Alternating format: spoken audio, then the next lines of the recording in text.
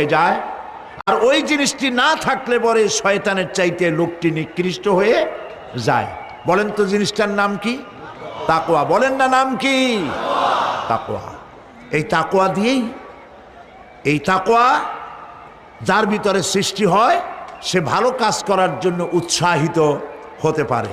এই জন্য আল্লাহ রাব্বুল আলামিন বলেছেন, ফাত্তাকুল্লাহা মাস্তাতাতুম, আল্লাহ পাককে ভয় করো, যতটা ভয় করা সম্ভব অতটাই ভয় করো। এর একটি সহজ ব্যাখ্যা এভাবে দেওয়া যায়, তাকওয়া কাকে বলে।